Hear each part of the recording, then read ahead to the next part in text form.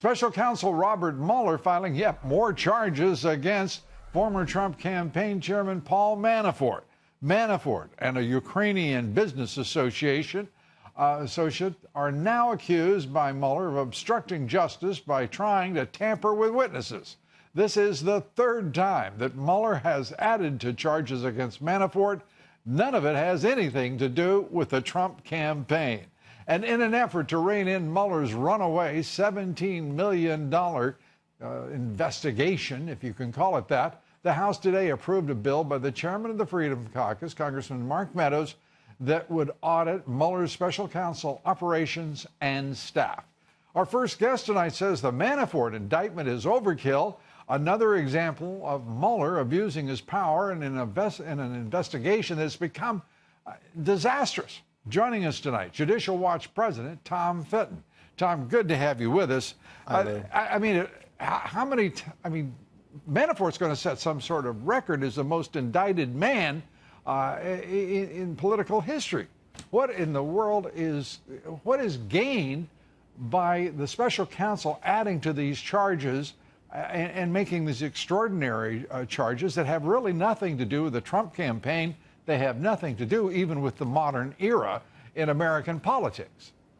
Well, it smacks of overkill, and it smacks of retaliation because Mr. Manafort, of course, has pushed back against the Mueller investigation. And the response from the Mueller people is to try to restrict his movement. And we have this additional indictment of him and a Russian who's never going to probably be in the United States to face any justice for his alleged involvement here.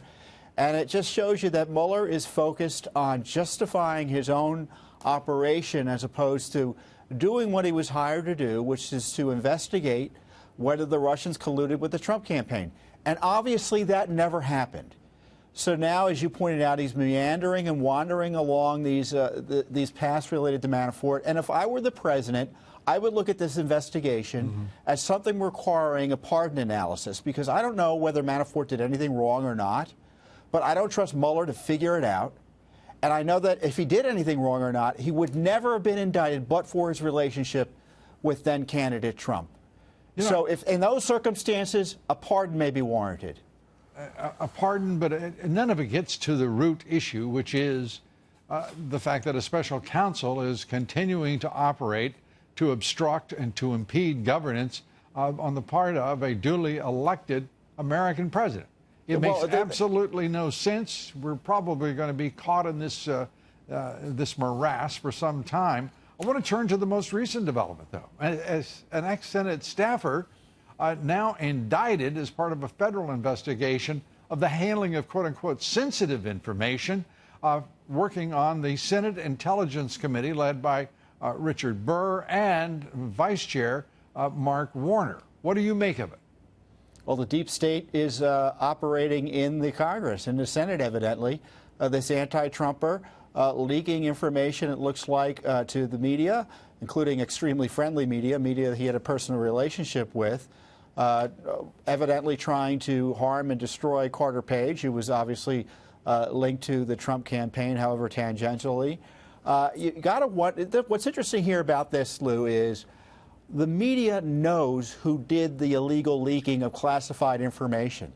Washington Post, New York Times, BuzzFeed, CNN, they were in communication with people, government officials, who leak classified information targeting President Trump and his team.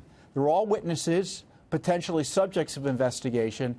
It's a very interesting conundrum for the media because they're sitting there as witnesses and they know all the secrets about who broke the law targeting Donald Trump.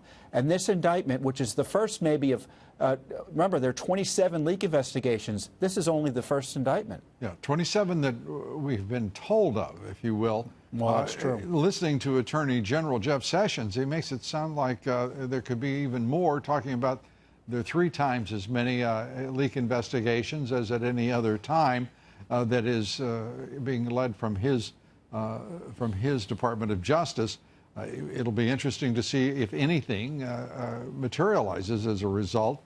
James Wolfe indicted, and also Hallie Watson, the New York Times reporter, her records, her phone records, her emails, all gone through by the Department of Justice. And it's interesting. There's a certain quiet about all of this. I can remember the last time a Times reporter was in the position she was, it was Judy Miller, and refusing to give up her sources, admirably so. There is no such environment, atmosphere around the New York Times this time, because they have been such a fake news operation throughout this administration. I think plays a considerable part in the public reaction to what is happening right now with the New York Times, and the fact that the Senate passed without objection a resolution to turn over documents, for crying out loud, from the Senate Intelligence Committee to the Justice Department, even though the Justice Department won't cooperate with the Senate in its oversight role, demanding documents of the Justice Department. Well, on top of that, recall the Senate Intelligence Committee was largely run by the Democrats, despite being nominally controlled by the Republicans, and was very unfriendly to the Trump White House and the Trump administration on Russiagate. And now it turns out the security chief for that committee was leaking anti-Trump material to the media, it looks like, and lying to the FBI about it. So, you know, the Senate's on the chopping block here, too, and it ought to be examined on what else was going on at that committee. And as we wrap up here, the Inspector General, due to file and release his report to the public on the 14th, next week, your expectations of that report? There'll be good and bad on it, in it for both sides. Hillary Clinton's going to feel vindicated because it criticizes Comey for going after her inappropriately. And I'm sure there'll be material about the impropriety of the tarmac meeting and the mishandling of the Clinton email investigation. Look, any IG report is usually both a cover-up and an expose at the same time. Congress, Judicial Watch, Justice Department, and FBI, they still need to take action to clean up the corruption that took place under Obama and that continues today. All right. Tom Fitton, Judicial Watch. Thanks, Tom. You're Good welcome. to see you.